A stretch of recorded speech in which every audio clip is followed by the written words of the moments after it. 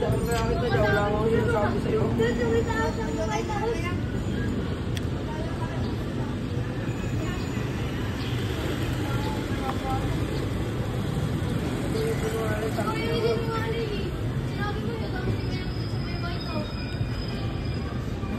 ko, isasama na nila sa bulaan.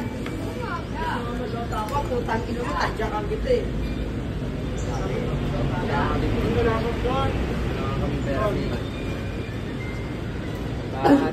Babalik pa ba tayo ng ano? School?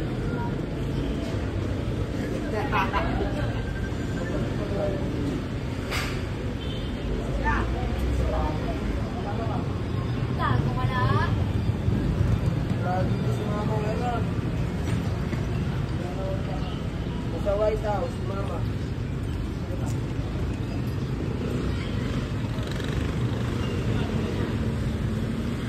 Yeah. Lima kaya? Ano lima?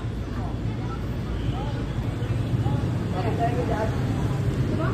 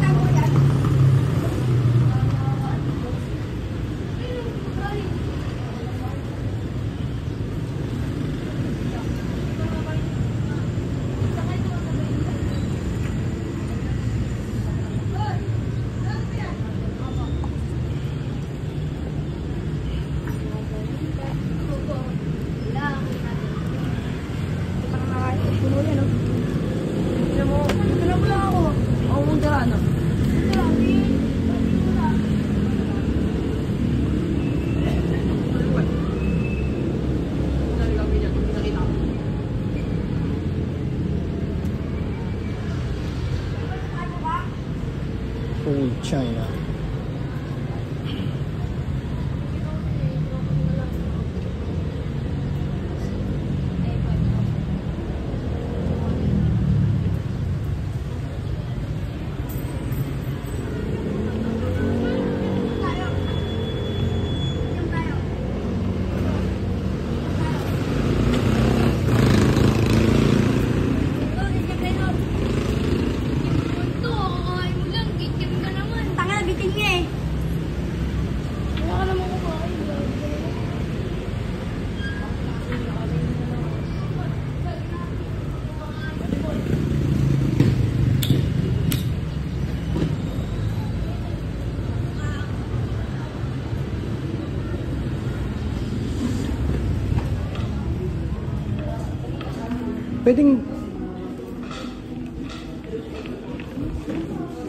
Pwedeng bumili ng beans?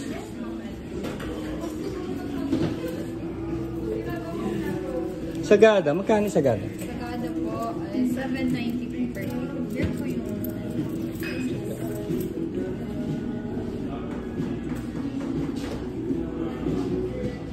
dark.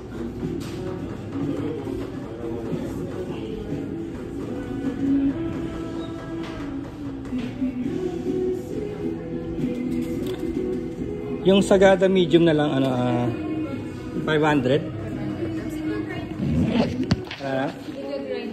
Hindi na, buo na lang.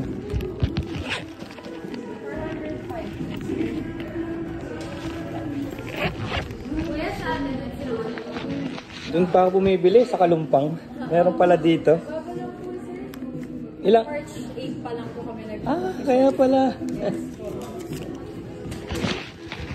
Kakaubusan eh. Pure gold, di na nagtitinda. Teka.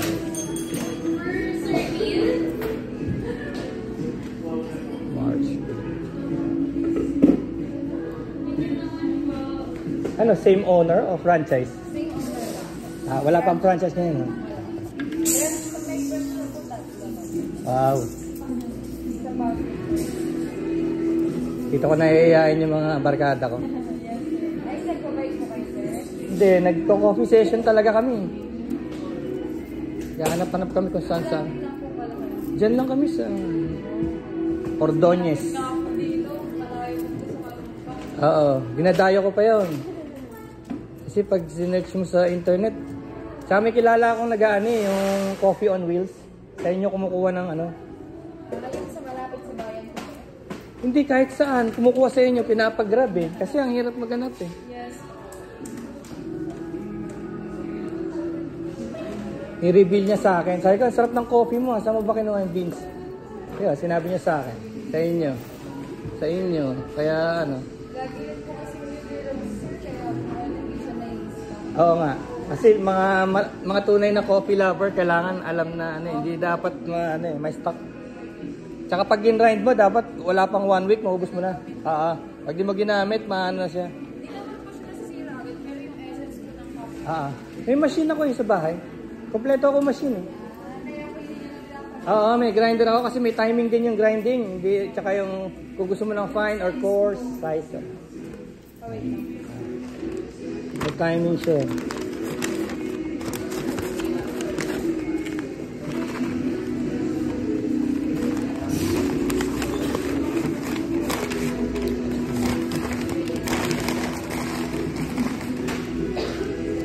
Thank you.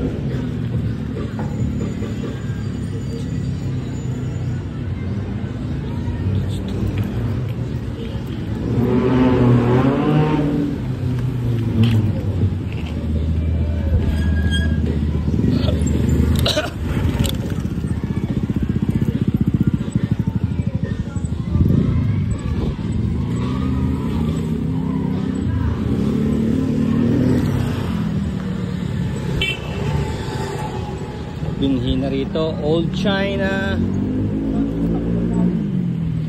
And of course we got the 7-Eleven.